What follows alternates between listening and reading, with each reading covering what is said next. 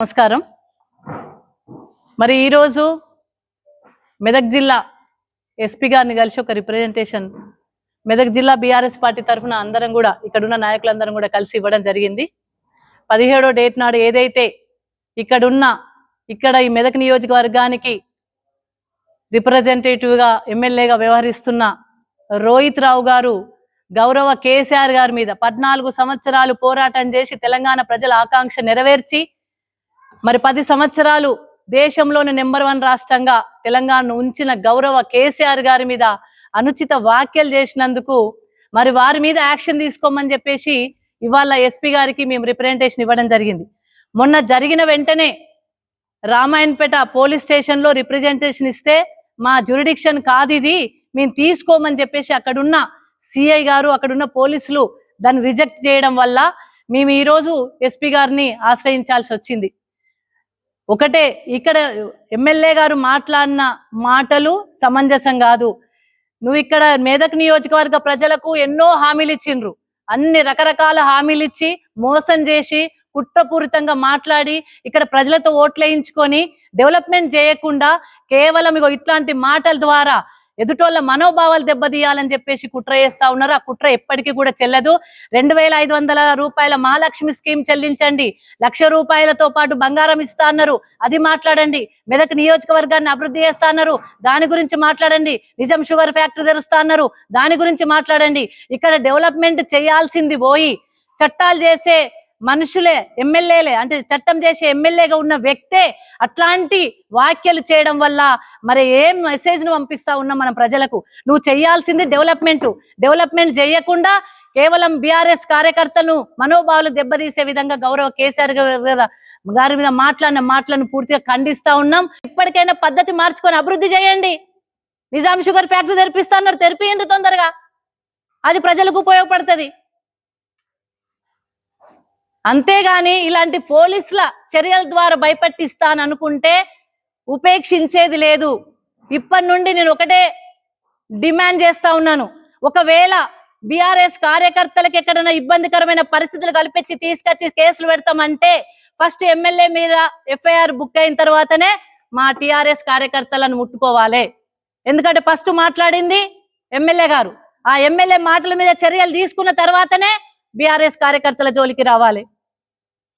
ఇది ఎక్కడ అన్యాయం అండి? ఎక్కడ చూడలేదు.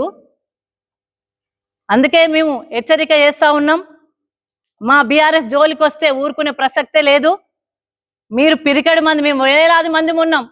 ఒక్కసారి కేసీఆర్ పిలిపిస్తే తరలి రావడానికి సిద్ధంగా ఉన్నారు జనాలందరూ కూడా. జనాల మనోభావాలనే చెప్తా ఉన్నాం. జనాలు కాంగ్రెస్ పార్టీని నమ్మట్లేదు. ఇంకా 3.5 సంవత్సరాలు ఉంది. మీకు శక్తి ఉంటే ప్రజలు నమ్మించుకునే ప్రయత్నం చేసుకోండి.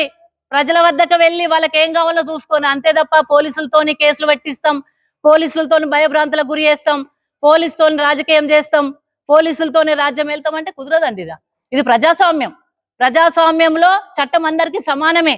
ఒకవేళ బీఆర్ఎస్ కార్యకర్తల మీద కేసులు పెట్టాలంటే ముందుగా ఎమ్మెల్యే గారి మీద కేసు బుక్ అయిన తర్వాతనే వాళ్ళ జోలికి రండి, వాళ్ళని పెట్టుకోండి అని చెప్పి పోలీసులకు కూడా మేము రిక్వెస్ట్ చేస్తా ఉన్నాం. దాని మీదనే రిప్రజెంటేషన్ ఇచ్చినాం, ఎస్పీ గారికి చెప్పినాం. ఇక్కడ నుండి అక్కడ మేము ఏదైతే రిప్రజెంటేషన్ ఇచ్చినామో ఆ రిప్రజెంటేషన్ వాక్యాలు పెన్ డ్రైవ్ ద్వారా కూడా మీకు పంపిస్తాం. ఆ వాక్యాల మీద చర్యలు చేపట్టిన తర్వాతనే మిగతా ఎక్కడైతే ట్రోల్ చేసిండ్రో టీఆర్ఎస్ కార్యకర్తలు వాళ్ళ మీద యాక్షన్ తీసుకునే అవకాశం మీకు ఉందని చెప్పినాం. ఎంతమంది మీద చేస్తారండి? ఆ చేసింది తప్పు మాటలు మాట్లాడిండు ఎమ్మెల్యే గారు. మాట్లాడినప్పుడు 1000 మంది వచ్చినాయి. నియోజకవర్గమే కాదు, తెలంగాణ నుండి 1000 మంది వచ్చిండ్రు. అందరి మీద కేసులు పెట్టి జైలు పెడతారా? జైలు పెడతాను. ఇక్కడ కొత్తగా పిల్లికోటల దగ్గర జైలుకు నేను ప్లేస్ ఇప్పించిన, నేను ఎమ్మెల్యేగా ఉన్నప్పుడు. జైలు కట్టురు, పెద్ద జైలు కట్టాలో పెట్టుర్రియా, అంతే కదా. ఒక పెద్ద జైలు కట్టేసి ఇక ట్రోల్ చేసిన వాళ్ళందరినీ తీసుకొచ్చి కూర్చోబెట్టు. అంత తెలంగాణ మొత్తం చేసిండ్రు. మరి తెలంగాణ మొత్తం కేసీఆర్ అభిమానులు ఉన్నారు. తెలంగాణ మొత్తం కేసీఆర్ అభిమానులందరూ మరి ఎమ్మెల్యే గారిని ఇట్లా మాటలు మంచిది కాదని చెప్పి ట్రోల్ చేస్తుండ్రు. వాళ్ళందరినీ జైలు పెడతారా?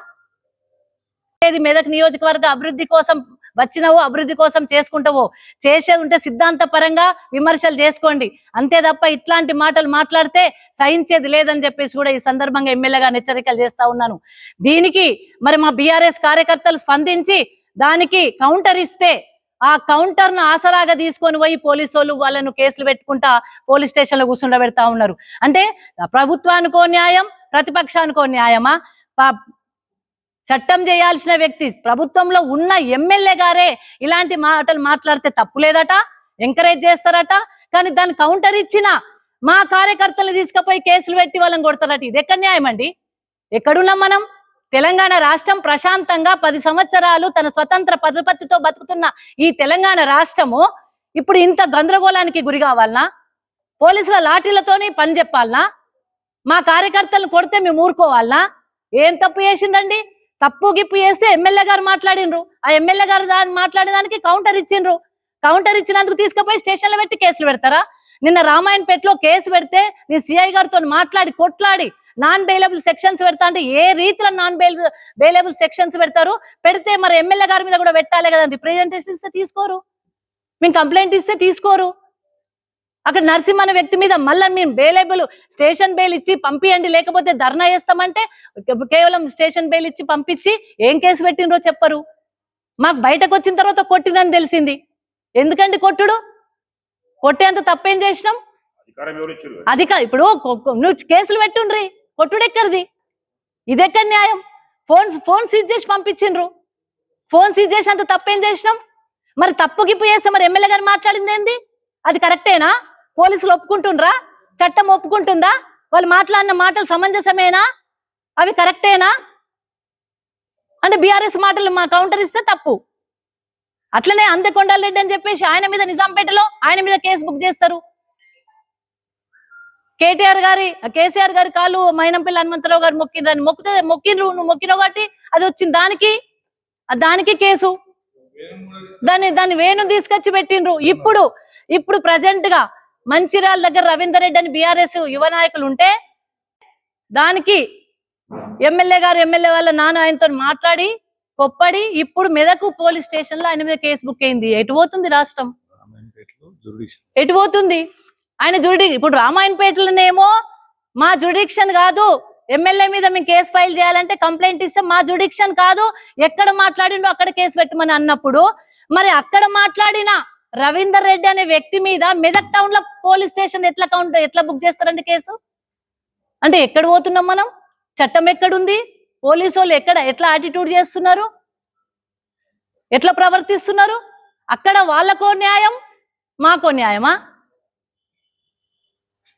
ఏమన్నాం? కౌంటర్ గా సోషల్ మీడియాలో దాని కౌంటర్ ఇచ్చిండ్రు. నేను ఒకటే అడుగుతా ఉన్నాను, ఎమ్మెల్యే గారు మాటలను కూడా 100 మంది ట్రోల్ చేసిండ్రు. మరి వాళ్ళని తీసుకొచ్చి ఎందుకు కూర్చుండబెట్టలేదు? అనుచిత వ్యాఖ్యలను ట్రోల్ చేసినప్పుడు వాళ్ళని కూడా తీసుకొచ్చి కూర్చోబెట్టాలి కదా. ట్రోల్ చేయడం ఎవరిదైనా తప్పే అన్నప్పుడు వాళ్ళని కూడా తీసుకొచ్చి కూర్చోబెట్టాలి కదా. ఈ ఎమ్మెల్యే గారిని అట్లాంటి మాటలు మాట్లాడమేనా ఇక్కడ గెలిపించింది? డెవలప్మెంట్ చేయమంటున్నాం, అభివృద్ధి చేయమంటున్నాం. మంచినీళ్ళ గోసుంది, అది చూడండి. కరెంటు గోసుంది, తిప్పలుంది, గది చూడండి. పంటలు ఎండిపోతున్నాయి.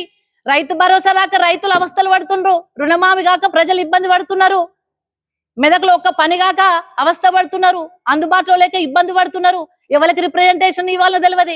కళ్యాణ లక్ష్యం పథకం నుండి పైసలు ఏడొస్తాయో తెలియదు. తులం బంగారం ఎవరిస్తారో తెలియదు. మహాలక్ష్మి స్కీమ్ ఎప్పుడు అమలు అవుతుందో తెలియదు. ఇవన్నీ పెట్టుకొని ఇవన్నీ పనిచేయక ఒక గౌరవమైన వ్యక్తి, తెలంగాణ ప్రజల గుండెల్లో నిలిచిన వ్యక్తి కేసీఆర్ గారి మీద అనుచిత వ్యాఖ్యలు చేస్తావా? నేను ఎందుకైనా గెలిపించింది? ఇవాళ మెదకు ప్రజల గౌరవాన్ని పెంచే విధంగా ఉండాలి నీ ప్రవర్తన. రావాలని కూడా మేము పోలీసులను డిమాండ్ చేస్తాము. జై తెలంగాణ, జై కేసీఆర్.